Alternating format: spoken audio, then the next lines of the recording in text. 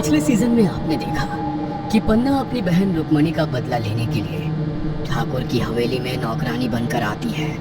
हवेली में दुल्हन बनकर आई नई बहू कमला के ऊपर तंत्र मंत्र करके वो उसे मारने की कोशिश करती है, लेकिन सही समय पर तांत्रिक बाबा आकर कमला को बाधा मुक्त कर देते हैं। पन्ना की सच्चाई सबको पता लगने के बाद ठाकुर उसे पुलिस के हवाले कर देता है, लेकिन पन्ना जेल से छूटने के बाद एक बार फिर ठाकुर से बदला लेने के लिए निकल पड़ती है और इस बार तंत्र मंत्र की मदद से एक डायन में बदल जाती है। ठाकुर डायन से बचने के लिए यक्षिणी साधना करता है और पन्ना से अपना बचाव करने के लिए यक्षिणी से वचन मांग लेता है। जैसे ही पन्ना डायन ठाकुर को मारने के लिए हवेली में आती है, यक्षिणी पन्ना डायन को एक बोतल में बंद करके तहखाने में गड़वा देती है। अब आगे बरसों बीत गए थे। कमला के इकलौते बेटे कार्तिक की पत्नी रक्षा के गृह प्रवेश का कार्यक्रम चल रहा था। रक्षा बेटा, दाहिने पैर से इस कलश को गिराकर और घर के अंदर प्रवेश करो। कमला के कहने पर रक्षा जैसे ही कलश गिराने के लिए अपना पांव आगे करती है, कमला का पालतू कुत्ता बुरी तरह से उसे देखकर भागने लगता है। कमला और कार्तिक उसे संभालने की बहुत कोशिश करते हैं, लेकिन शेरू लगातार भागता ही जा रहा था। अरे यार, पता नहीं यार शेरू को क्या हो गया। वैसे तो ये बहुत प्यारा डॉग है, लेकिन आज तो किसी की बात ही नहीं सुन रहा है। शेरू की बुरी तरह भागने के कारण रक्षा की गृह प्रवेश की रस्म रुकी हुई थी। शेरू एक बार फिर से रक्षा की ओर झपटता है और अपने पंजों से उसका दुपट्टा खींच लेता है। शेरू से डरकर रक्षा यहाँ से वहाँ दौड़ने लगता है, जिससे दरवाजे पर रखे कलश में ठोकर लगकर चावल का कलश घर से बाहर की ओर गिर जाता है। शेरू के लगातार रक्षा की ओर झपटने के कारण कुमकुम की थाल भी रक्षा के पांव लगकर पलट जाती है और कुमकुम रक्षा के पांव में लग जाता है। जिस दुल्हन के कुमकुम लगे कदमों से घर के अंदर आने का चिन्ह बनता था, उसी कुमकुम से घर से बाहर की ओर जाते कदम पूरे फर्श पर छप जाते हैं। ये कैसा अपशगुन है? पहले चावल का कलश और अब ये कुमकुम। राम सिंह, शेरू को अंदर ले जाकर बंद कराओ। पता नहीं इसे आज क्या हुआ है। राम सिंह शेरू को अंदर कमरे में ले जाकर बांध देता है, लेकिन शेरू अंदर कमरे में जाने के बाद भी शांत होने का नाम ही नहीं ले रहा था। देर रात का एक बार फिर शेरू भयानक आवाज में रोना शुरू कर देता है। ये कैसा डॉग है तुम्हारा? जब से घर में आया है जीना मुश्किल कर रखा है इसने। अब रात में चैन से सोने भी नहीं देगा क्या? ऐसी बात नहीं है रक्षा, आज तक इसने ऐसी बिहेवियर कभी नहीं दिखाया। मेरे दादाजी कहते थे कुत्तों का रोना बेमतलब का नहीं होता, उसे जरूर कोई बुरी आत्मा अपने आसपास नजर आ रही है, इसलिए ऐसे बिहेव कर रहा है। तुम्हारा कहने का मतलब क्या है? घर में कोई बुरी आत्मा है क्या? कम ऑन कार्तिक, कौन से जमाने में जी रहे हो तुम? और छोड़ो ये सब, अब अपनी बातों से तुम अपने साथ साथ मुझे भी डरा रहे हो। कुछ दिन पहले कार्तिक ने कुछ दिन पहले ही नौकरी ज्वाइन की थी। ऑफिस की कैंटीन में वो अपने फ्रेंड के साथ बैठे बातें कर रहा था कि अचानक उसकी नजर सामने से काले कपड़े पहनकर आती हुई एक लड़की पर पड़ती है। पहली ही नजर लड़की को देखकर कार्तिक मानो उसके सम्मोहन में पड़ गया था। अगले दिन फिर से जब कार्तिक कॉफी पीने के लिए कैंटीन जाता है, तो उसे एक बार फिर वही लड़की नजर आती है। कार्तिक की नजर अब ऑफिस में हर जगह बस रक्षा को ही ढूंढती रहती। तकरीबन 3-4 दिन इसी तरह बीत जाते हैं और फिर एक दिन रक्षा सामने से आकर कार्तिक से हाय हेलो करती है। हाय, मेरा नाम रक्षा है। एडमिन डिपार्टमेंट में ज्वाइन किया मैंने। और तुम? मैं कार्तिक। कॉफी पीने चलोगे? हाँ श्योर। कुछ ही दिनों में कार्तिक और रक्षा एक दूसरे के बेहद करीब आ गए थे। इतने करीब कि दोनों ने अपनी बाकी की सारी जिंदगी साथ में बिताने का निर्णय ले लिया था। ना जाने क्यों कार्तिक ने ये डिसीजन लेने में इतनी जल्दबाजी दिखाई, लेकिन ऐसा लगता था जैसे उसके सर पर रक्षा को पा लेने की धुन सवार हो गई है। बिना कुछ भी सोचे जल्दी ही कार्तिक रक्षा से शादी करने के लिए अपनी माँ कमला पर दबाव बनाता है और 1 महीने के अंदर ही कार्तिक और रक्षा की शादी हो चुके थे आज के दिन। अच्छा कार्तिक, तुमने बताया था ना कि तुम्हारा दानापुर में गांव है और वहाँ पर तुम्हारी एक बहुत बड़ी हवेली हुआ करती थी। मुझे पुरानी बिल्डिंग, किले, हवेलियाँ देखने का बहुत शौक है। प्लीज मुझे दिखाने ले चलो ना। और जब तक मैं गांव से लौट कर आऊंगी, शायद तब तक तुम्हारा कुत्ता भी भौंकना बंद कर दे। तंग हो गई हूँ मैं उसकी आवाज से। यार, हवेली के नाम से मम्मी अपसेट हो जाती है। इसके अलावा कुछ और मांग लो। तुम कहो तो गोवा की टिकट कर लो। नहीं, मुझे गोवा नहीं जाना। रक्षा मुंह फेर कर सो गई थी। देर रात तक कार्तिक का पालतू कुत्ता शेरू भयानक आवाज में रोता रहता है और फिर अचानक उसकी आवाज आनी बंद हो जाती है। अगली सुबह। कार्तिक, जल्दी उठो। क्या हुआ? आप इतनी परेशान क्यों हैं? शेरू शेरू नहीं रहा। क्या? रात में तो वो रो ही रहा था ना, फिर अचानक कैसे? कुछ समझ नहीं आ रहा है, क्या हुआ, कैसे हुआ, मेरा तो दिमाग ही काम नहीं कर रहा है। शेरू की मौत के बाद घर का माहौल बहुत भारी हो गया था, इसलिए नई नवेली दुल्हन का थोड़ा मन बहलाने के लिए कार्तिक अपनी माँ से गांव जाने की परमिशन ले लेता है। गांव पहुंचकर ओह माय गॉड, इतनी खूबसूरत हवेली है तुम्हारी, मेरा तो दिल कर रहा है इसे देखती ही रहूं। अरे दूर से ही देखो बस इसे। हम लोग हवेली में नहीं, हमारे काका के यहाँ रुकेंगे। माँ ने हवेली में पैर रखने से भी मना किया है। प्लीज कार्तिक, मुझे हवेली में ही रहना है। अपना घर है तो हम गेस्ट बनकर क्यों रहें? मुझे देखना है ना तुम्हारा बचपन कहाँ बीता। Please please. रक्षा काफी जिद करती है, लेकिन कार्तिक हवेली में रुकने के लिए तैयार नहीं होता। रात हो चुकी थी। कार्तिक और रक्षा गांव के प्रधान के घर मेहमान बन के रुके हुए थे। लंबे सफर की थकान के चलते खाना खाकर वे सोने के लिए चले गए थे। देर रात गए रक्षा अपने बिस्तर से उठती है और पल्लू से अपना चेहरा ढककर शमशान की ओर जाने लगती है। कुछ दिन पहले आधी रात का समय था। गांव में रहने वाले लोग गहरी नींद में सो रहे थे। वही दूसरी ओर ठाकुर की वीरान पड़ी हवेली के तहखाने में दो लोग खुदाई कर रहे थे। कुछ देर बाद खुदाई कर रहे मजदूरों का फावड़ा एक बक्से से जा टकराया। मैडम, नीचे कुछ तो है। वेरी गुड, मुझे इसी बात का इंतजार था। वो बक्सा निकाल कर मुझे दो और तुम दोनों जाओ। मजदूर खुदाई करने के बाद एक बक्से को जमीन में से निकालते हैं और रक्षिता के सामने उस बक्से को रखकर वहां से चले जाते हैं। अखिलेश ठाकुर की मदद करने आई यक्षिणी ने पन्ना डायन को बोतल में कैद करके ठाकुर की हवेली के तहखाने में गड़वा दिया था। पन्ना को तहखाने में कैद करने के बाद अब ठाकुरों की उस हवेली में रुकने की हिम्मत खत्म हो गई थी, इसलिए ठाकुर अपने परिवार सहित शहर जाकर बस गया था। जब से पन्ना डायन के तहखाने में होने की बात गांव भर में पता चली थी, कोई हवेली के नजदीक आने से भी डरने लगा था। हवेली पूरे इलाके में भूत बंगले के नाम से प्रसिद्ध हो गई थी। मजदूरों के जाने के बाद रक्षिता उस बक्से को खोलती है। बक्सा खोलते ही उसकी आंखों में चमक आ जाती है। सामने बक्से के अंदर एक कांच की बोतल रखी हुई नजर आ रही थी। रक्षिता जैसे ही उस बोतल को खोलती है, कमरे में तेज हवाएं चलने लगती है और एकाएक कुत्तों और बिल्लियों के होने की आवाज सुनाई देने लगती है। एक लोहे का बबंडर सा उठता है और उसी के साथ पन्ना डायन आजाद हो जाती है।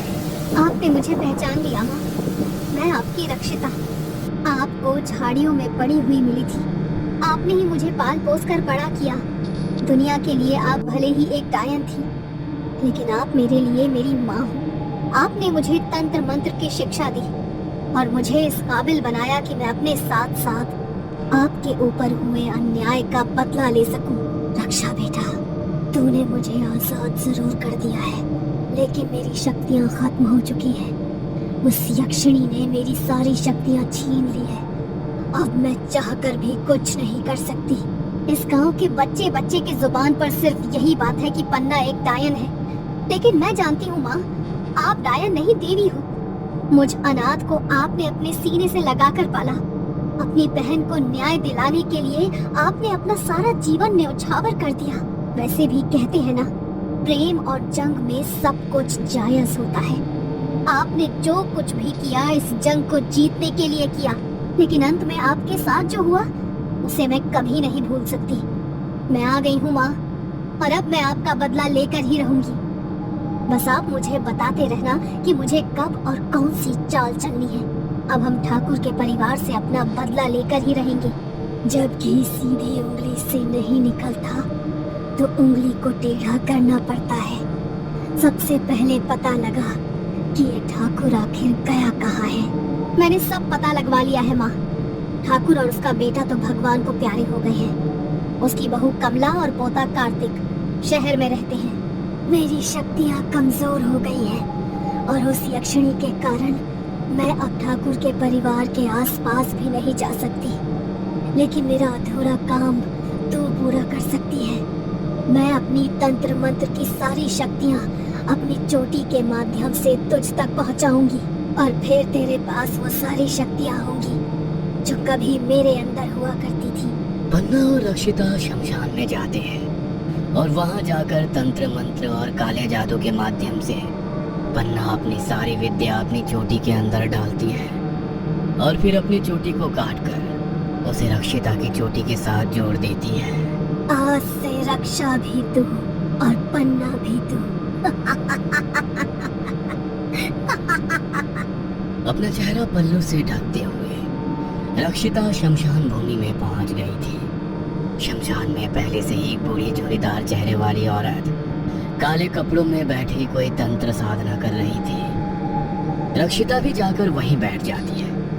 कुछ देर तक वो बूढ़ी तंत्र साधना करती रहती है और फिर एक पुड़िया में थोड़ी राख रक्षिता को दे देती है। एक बात का खास ख्याल रखना बेटा, अब तुम्हारे अंदर एक डायन की शक्तियाँ हैं। दिन के उजाले में तुम जितना कम बाहर निकलोगी तुम्हारे लिए उतना ही बेहतर होगा, क्योंकि सूरज की रोशनी डायनों की शक्तियों को कमजोर कर देती है। ख्याल रखना, दिन में तुम घर के अंदर ही रहो। जी माँ। रक्षा वो राख लेकर वापस अपने कमरे में आती है और एक नींबू लेकर बिस्तर पर सो रहे कार्तिक के ऊपर से 7 बार उतारने के बाद शमशान में लाई हुई राख के ऊपर निचोड़ देती है। राख को वापस छिपाने के बाद वो चुपचाप बिस्तर पर सो जाती है। अगले दिन तुम्हें गांव घूमना था ना, तो चलो आज तुम्हें घुमा कर लाता हूँ। मैंने कितनी बार कहा है तुमसे, दिन के उजाले में मैं बाहर नहीं निकल सकती। हम लोग दिन ढलने के बाद चलेंगे।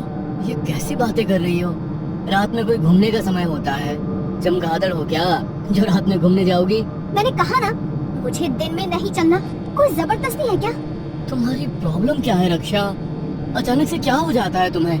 रक्षा को गुस्से में घूरते हुए देखकर कार्तिक वहां से उठकर चला जाता है। कुछ देर बाद रक्षा का मूड थोड़ा सही होता है तो वो एक बार फिर गांव घूमने की जिद करने लगती है। दिन ढलने लगा था। रक्षा और कार्तिक गांव की सैर पर निकल गए थे। कार्तिक उसे अपने खेतों की तरफ ले जाता है। रक्षा और कार्तिक बातें करते हुए जा रहे थे। तभी कार्तिक को ऐसा लगता है जैसे कोई उनके पीछे पीछे चल रहा है। मुझे बार बार ऐसा लग रहा है कि कोई हमारे पीछे है, लेकिन जब भी मैं पीछे मुड़कर देखता हूँ तो कोई नजर नहीं आता।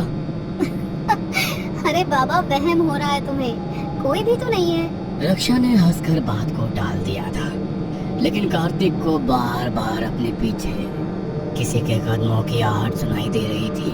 रक्षा, उधर पेड़ों के पास किसी की काली परछाई नजर आ रही है। मुझे लग रहा है जैसे कोई छिपकर नजर रखे हुए हैं हम पर। कौन होगा कार्तिक? मुझे तो कोई नजर नहीं आ रहा। ठीक है, घर चलते हैं। मुझे कुछ ठीक नहीं लग रहा। कार्तिक, वो क्या है? मुझे वो भी देखना है। रक्षा, वो शमशान है, कोई घूमने की जगह नहीं। बस बहुत घूम लिया, आज के लिए इतना काफी है। अब चलते हैं। दिन ढलने के बाद शमशान भूमि के आसपास घूमना शुभ नहीं माने जाते गांव में। कार्तिक, तुम्हारी फैमिली मुझे थोड़ी अजीब लगने लगी है। इतनी बड़ी हवेली है गांव में और उसको ऐसे भूत बंगला बनाकर छोड़ा हुआ है। हवेली के अंदर जाने के नाम से तुम और तुम्हारी माँ पसीने पसीने क्यों हो जाते हो? और यहाँ शमशान जाने के नाम पर भी घबरा रहे हो।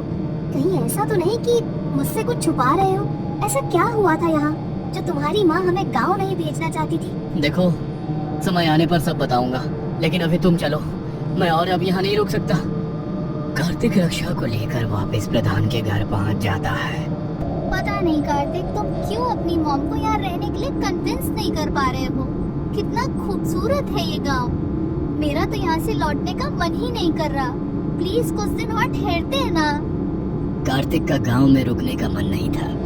एक तो माँ शहर में अकेली थी, दूसरा शेरू की मौत का अभी भी उसके मन पर असर था, और तीसरी और सबसे बड़ी बात ये थी कि जब से वो गांव आया था उसे अपने आसपास बार बार कुछ महसूस हो रहा था, जैसे कोई हर पल उस पर नजर रखे हुए हो।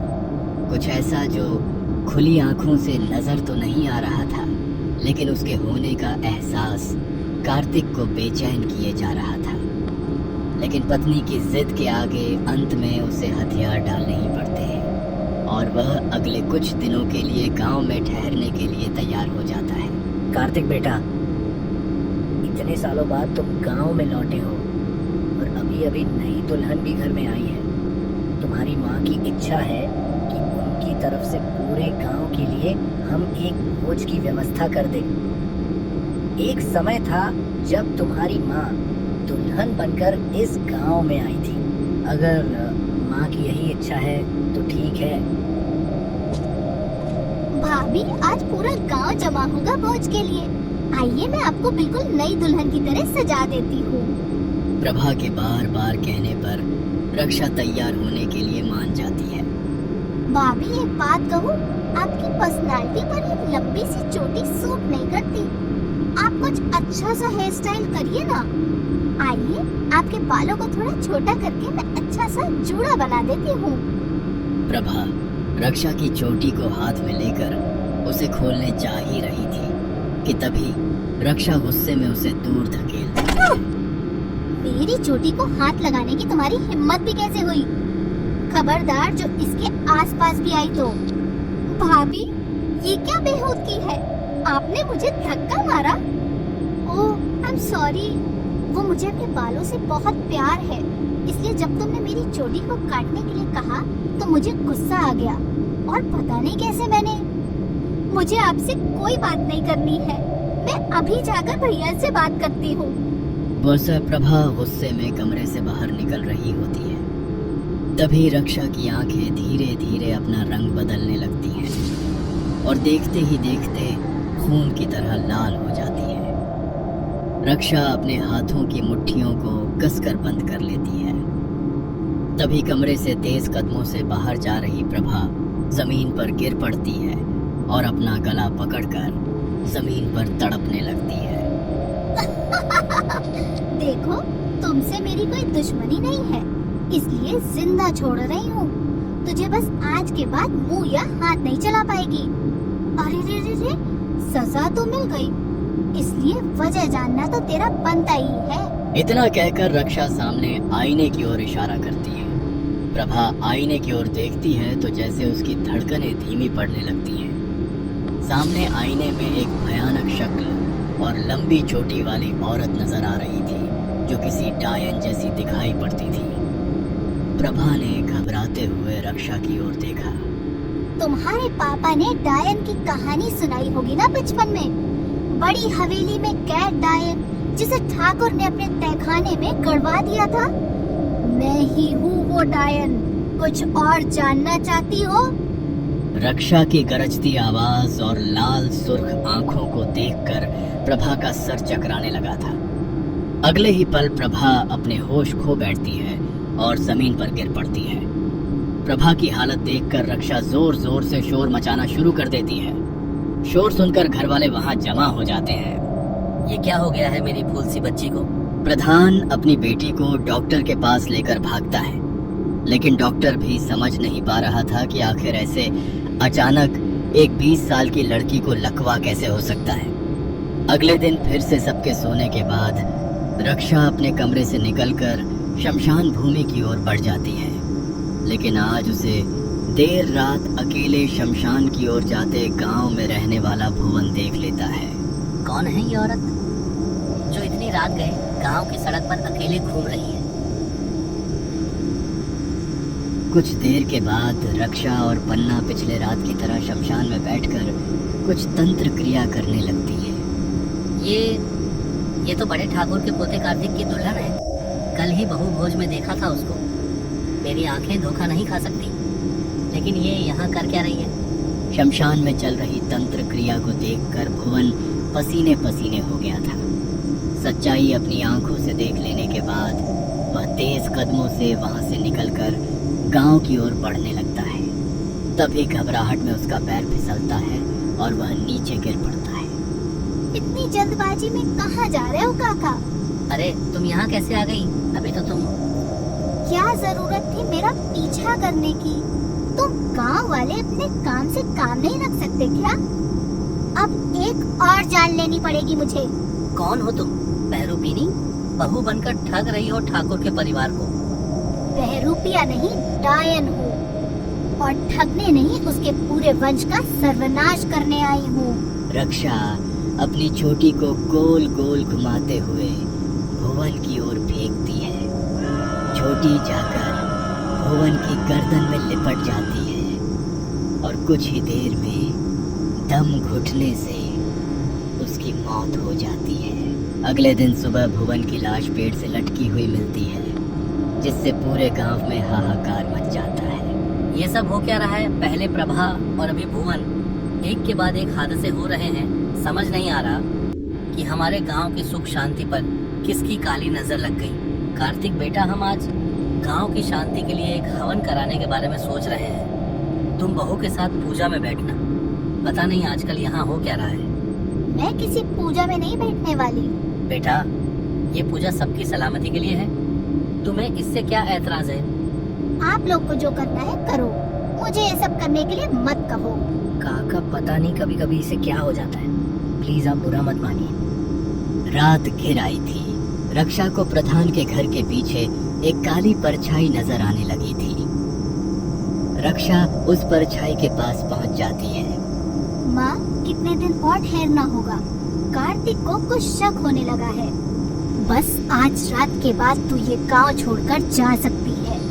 ठाकुर की बर्बादी की तैयारी पूरी हो गई है।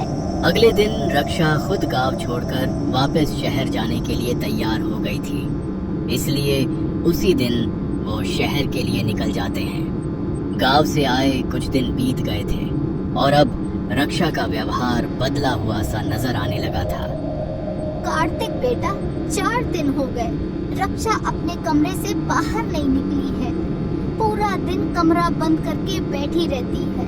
सिर्फ खाने के लिए दरवाजा खुलता है और जैसे ही खाने की थाली उसके हाथ में रखो, एक बार फिर से अपना दरवाजा अंदर से बंद कर लेती है।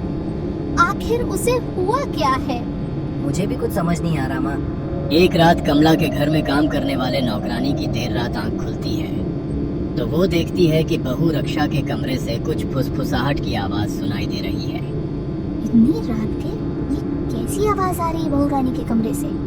कुछ अजीब सी दुर्गंध भी आ रही है। नौकरानी दबे कदमों से रक्षा के कमरे की खिड़की के पास जाकर अंदर झांकने का प्रयास करती है। सामने का नजारा देखकर उसके होश उड़ जाते हैं। अंदर कार्तिक बिस्तर पर सोया हुआ था और रक्षा कमरे में काले जादू और तंत्र मंत्र का सामान जमीन पर बिछाकर न जाने क्या मंत्र पढ़ रही थी। कमरे के अंदर का माहौल इतना भयावह था कि एक पल के लिए नौकरानी उपमा की सांस ही थम गई थी। उपमा वहां से जाने को मुड़ी तो पास में ही रखा हुआ फूलदान उससे टकराकर नीचे गिर जाता है। उपमा किसी तरह गिरते पड़ते अपने कमरे में लौट आती है। घबराहट में उपमा की सांसें बहुत तेज चल रही थी। कल सुबह होते ही मालकिन को बहू रानी का सच बताना होगा। इसका मतलब गृह प्रवेश वाले दिन शेरू को जरूर कुछ न कुछ ऐसा दिख गया था जिसकी वजह से वह लगातार बहू रानी के ऊपर भौंक रहा था। और फिर रहस्यमय तरीके से शेरू की मौत हो न हो, इन सब के पीछे बहू रानी का हाथ है। बस बहुत हुआ, पता नहीं किस मकसद से आई है ये। मैं इसका वह मकसद पूरा नहीं होने दूंगी। सुबह होते ही मालकिन को सब कुछ बता दूंगी। सुबह के 10 बज गए। उपमा अभी तक अपने कमरे से बाहर नहीं आई। घर का कोई काम भी नहीं हुआ है। कमला उपमा के कमरे में जाती है तो देखती है कि वह अपने बिस्तर पर आंख बंद करके लेटी हुई है। क्या बात है उपमा, तबीयत खराब है क्या? सुबह से कमरे से बाहर ही नहीं निकली तुम? कमला के पूछने पर उपमा की आंखों से आंसू बहने लगते हैं। वो अपनी जगह से हिल भी नहीं पा रही थी। उसका पूरा शरीर अपनी जगह पर सुन्न पड़ गया था। नौकरानी उपमा की ऐसी हालत देखकर कमला बहुत परेशान हो जाती है और डॉक्टर को बुलाकर उसका इलाज करने की कोशिश करती है, लेकिन डॉक्टर को भी उपमा की बीमारी समझ में नहीं आ रही थी। देर रात रक्षा उपमा के कमरे में आती है। क्या हुआ उपमा? मालकिन को सारा सच बताने वाली थी ना तू? अब क्या होगा तेरा? वफादारी जान से बढ़कर तो नहीं होती ना।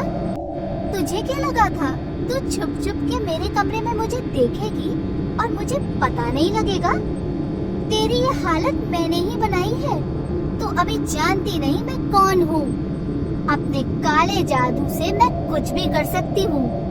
अगर जिंदा रहना चाहती है तो अपनी जुबान पर ताला लगा कर रखना, वरना तेरी जान लेने से पहले मैं एक बार भी नहीं सोचूंगी।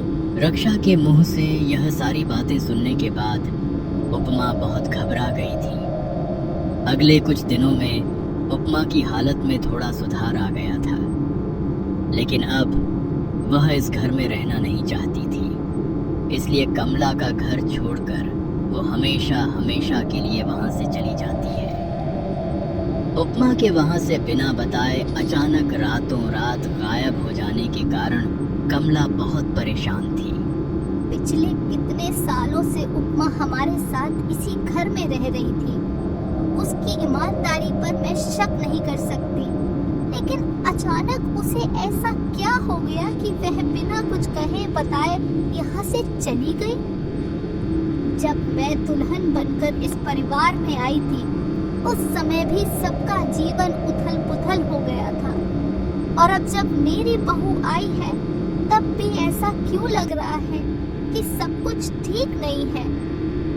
एक के बाद एक हो रही घटनाएं न जाने क्यों अनिष्ट की ओर इशारा कर रही हैं। कहीं ऐसा तो नहीं इतिहास खुद को दोहरा रहा है? रात का समय था। रक्षा और कार्तिक अपने कमरे पर चले गए थे और इधर कमला अपने बिस्तर पर लेटी हुई करवटें बदल रही थी।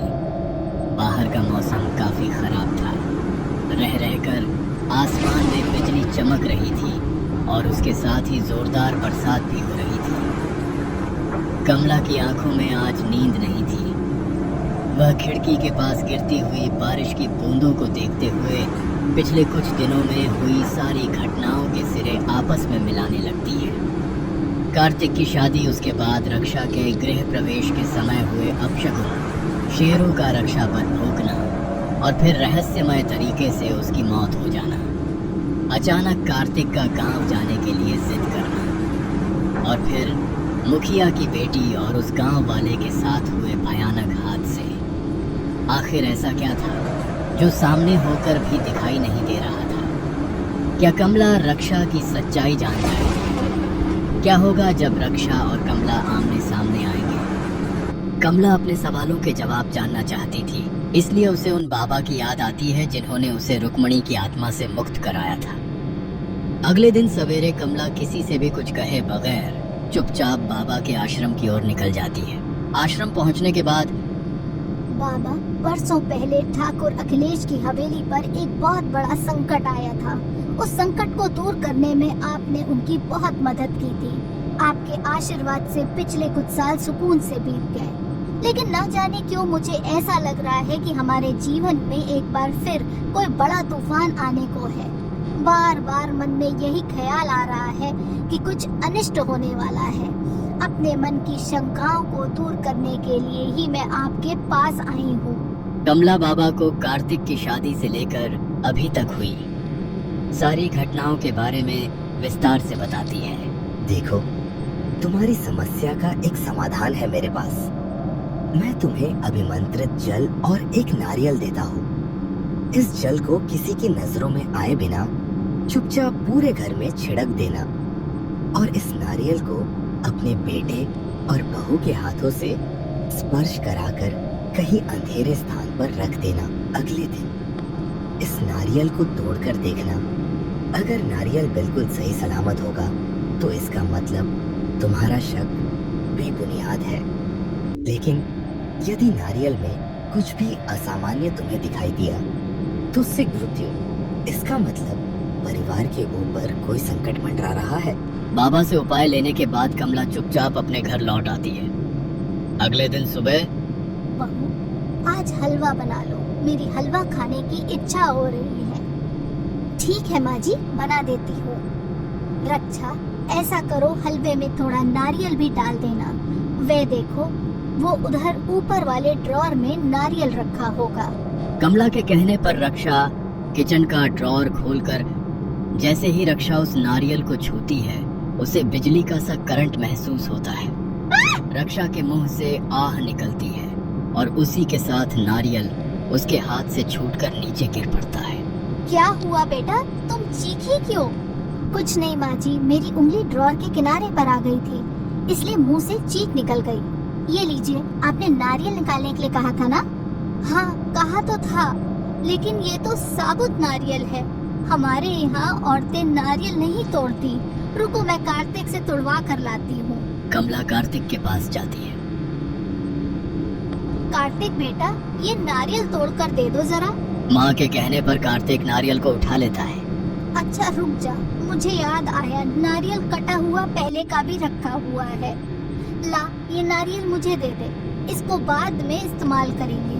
कमला ने बहाने से रक्षा और कार्तिक दोनों से उस नारियल को हाथ लगवा दिया था। बहू को रसोई में हलवा बनाने के लिए कहकर कमला दबे पांव स्टोर रूम में जाती है और वहां पर एक पुराने से बक्से को खोलकर नारियल को उसके अंदर डाल देती है। यहाँ कोई आता जाता नहीं है, रोशनी की एक किरण भी नारियल के ऊपर नहीं पड़ेगी। ये सही जगह है। अब कल देखेंगे कि क्या होता है। उसके बाद कमला पूरे घर में बाबा का दिया हुआ जल छिड़क देती है। कमला को बस अब सुबह होने का इंतजार था, क्योंकि उसके मन में जो इतने दिन से बातें चल रही थी अब उसे उनका उत्तर मिलने वाला था। अगले दिन सुबह 4 बजे ही कमला की नींद टूट गई थी। स्नान करके मंदिर में दीपक जलाने के बाद कमला जाकर स्टोर रूम में से उस नारियल को निकालती है और नारियल को तोड़ कर देखती है। नारियल की हालत देखकर कमला बिल्कुल सन्न रह गई थी। नारियल में से भयंकर दुर्गंध आ रही थी और वह अंदर से बिल्कुल सड़ चुका था।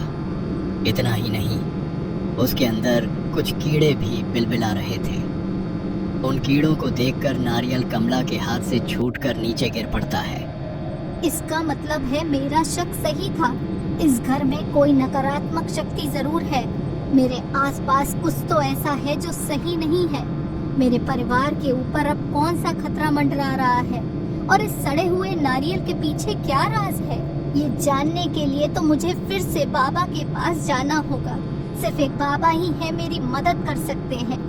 लेकिन मुझे ऐसा लगता है कि मुझे पहले कार्तिक को सब बता देना चाहिए। कार्तिक को भी पता होना चाहिए कि आखिर इस घर में क्या चल रहा है। मेरा शक बेबुनियाद नहीं है। ये सड़ा हुआ नारियल इस बात का सबूत है कि मैं जो कुछ भी महसूस कर रही हूँ वह 100% सच है। रक्षा बेटा, मैं आज पहाड़ी वाले मंदिर जाने के बारे में सोच रही थी, तुम भी चलोगी? नहीं माँ जी, आप हो आइए ना, मेरा मन आज कुछ ठीक नहीं है। कोई बात नहीं बेटा, तुम घर पर रहकर आराम करो। कार्तिक, तुम चलो मेरे साथ। अब इस उम्र में अकेले इतना दूर जाना मुझे कुछ ठीक नहीं लगता। हाँ माँ, क्यों नहीं, मैं आपको दर्शन करवा लाता हूँ। कार्तिक बेटा, आज मैं इस मंदिर में तुझे एक विशेष बात बताने के लिए लेकर आई हूँ। मैं पिछले कुछ दिनों से कुछ बातें महसूस कर रही हूँ।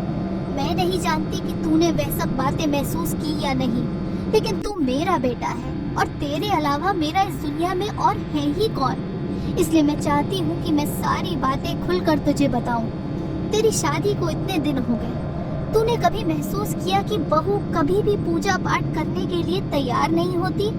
यहाँ तक कि हमारी कुल देवी की पूजा में बैठने से भी उसने बहाने से इनकार कर दिया था। अरे माँ, इसमें क्या है? ये तो उसने मुझे शादी से पहले ही बता दिया था कि वो पूजा पाठ और भगवान में बहुत ज्यादा यकीन नहीं करती। अपना अपना विश्वास होता है माँ। जिस तरह से आपको भगवान के होने का विश्वास है, उसे भगवान के न होने पर विश्वास है, इस पर तो किसी का कोई जोर नहीं होता ना। बेटा, मैं जो कहना चाह रही हूँ तू समझ नहीं रहा है। सिर्फ इतना ही नहीं है, दिमाग पर जोर डाल और पिछले 1 महीने में हुई सारी घटनाओं को एक के बाद एक आपस में जोड़ कर देख। शेरू हमारे साथ इतने सालों से था, क्या कभी वह इस तरह से किसी को देखकर भौंका जैसे वह तेरे गृह प्रवेश के समय भौंक रहा था? उसे देखकर साफ महसूस होता था जैसे उसे कोई खतरा नजर आ रहा है। शेरू चिल्ला चिल्ला कर हमें उस खतरे के बारे में बताना चाहता था। इससे पहले कि हम कुछ समझ पाते, शेरू हमेशा हमेशा के लिए हमें छोड़कर चला गया। मैंने आज तक तुझे कभी नहीं बताया कि हम उस हवेली को छोड़कर यहाँ क्यों आए। तुझे आधी अधूरी बातें पता है और तू मेरा इतना अच्छा बेटा कि तूने कभी जानने की कोशिश भी नहीं की कि आखिर मैं तुझसे हवेली का सच क्यों छुपाती हूँ। लेकिन अचानक इतने सालों बाद तूने हवेली में जाने की जिद की। तेरे गांव जाने के बाद भी ये सिलसिला थमा नहीं। पहले मुखिया जी की बेटी और फिर गांव के उस आदमी की मौत, ये सब इतना रहस्यमय तरीके से हुआ ना कि मैं चाह कर भी अपने दिमाग को शांत नहीं रख पा रही थी। तुम लोग गांव से यहाँ आए तो अचानक उपमा की तबीयत खराब हो गई। हफ्तों तक उसकी हालत इतनी खराब थी कि किसी भी डॉक्टर की दवा उस पर काम नहीं कर रही थी और फिर अचानक बिना किसी दवा के वह ठीक होने लगी। ऐसा कैसे हो सकता है बेटा कि जैसे ही वह अपने पैरों पर खड़े होने लायक हुई, बिना कुछ कहे बिना कुछ बताए वह रातों रात हमारा घर छोड़कर भाग गई। उपमा की आंखों में डर मैंने खुद महसूस किया है। कुछ तो ऐसा देखा था उसने जो वह कहना चाहती थी लेकिन कह नहीं पा रही थी। आप क्या कहना चाहती हो माँ? मैं कुछ समझ नहीं पा रहा हूँ। पूरी बात सुनो बेटा। कल मैं महागुरु के पास गई थी। उन्हें मैंने अपने मन की सारी शंकाओं के बारे में बताया तो उन्होंने मुझे एक जल और अभिमंत्रित नारियल दिया। वही नारियल जिसे मैं बहाने से कल तुमसे स्पर्श कराने के लिए लाई थी।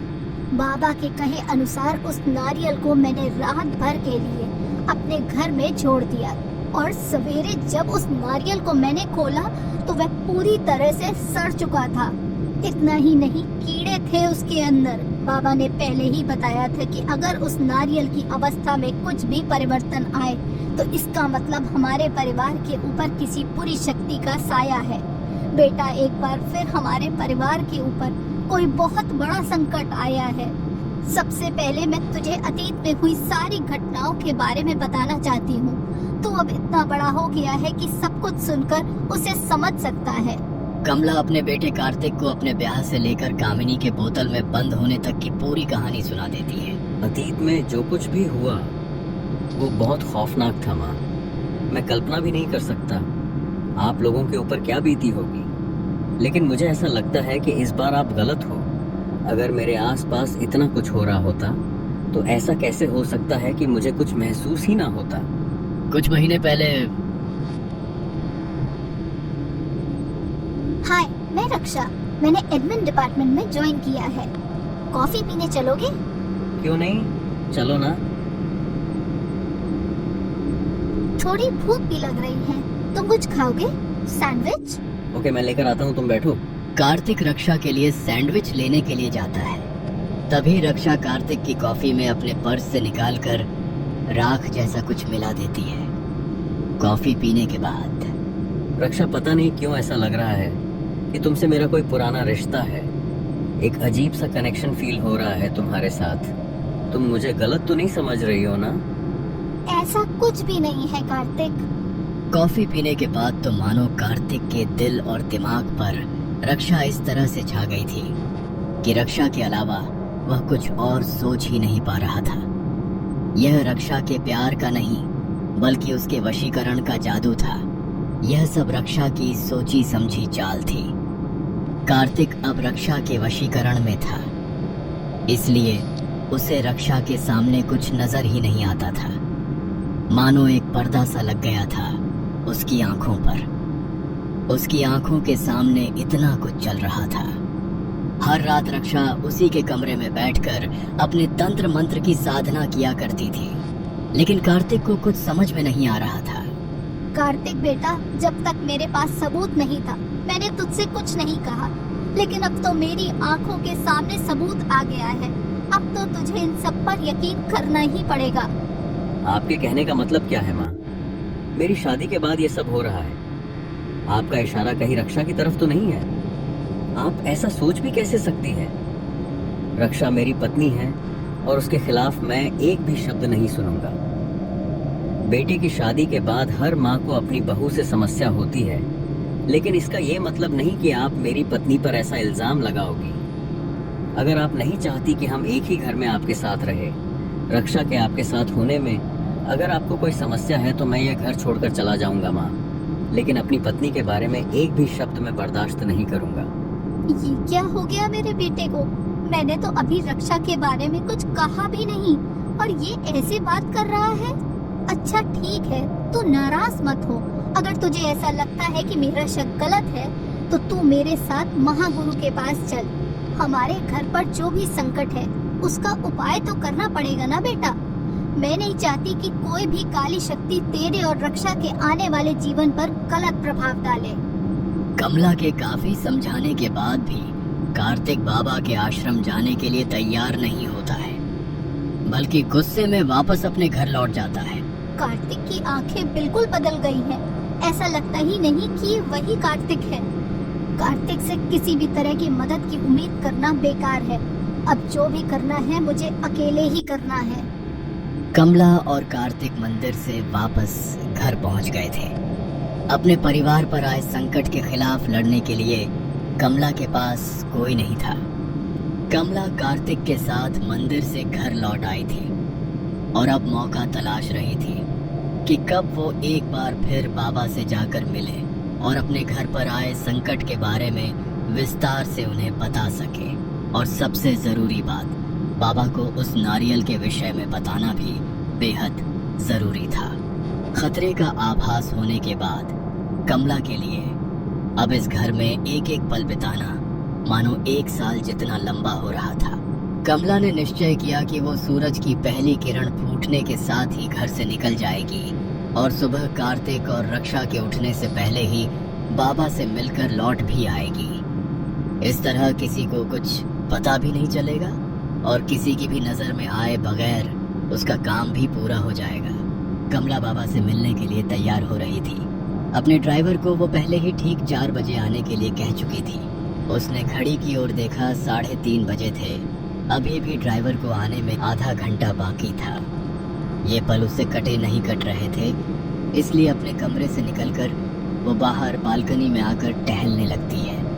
तभी उसकी नज़र बाहर आंगन की ओर जाती है। वहाँ पर उसे एक काली सी परछाई खड़ी नजर आती है।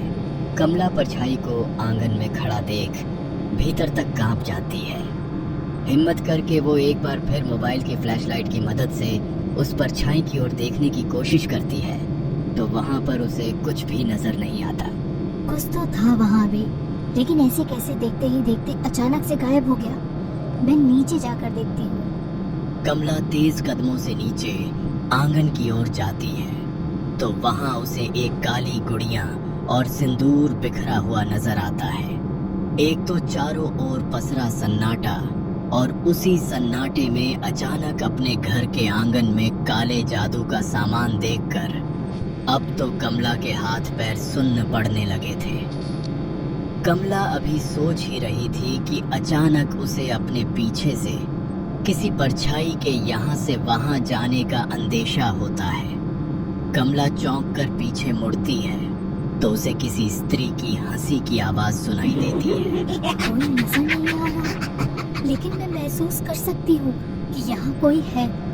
पता नहीं क्या हो रहा है इस घर में। ऐसा लग रहा है जैसे चारों तरफ से काली शक्तियों से बांध दिया है किसी ने हमें।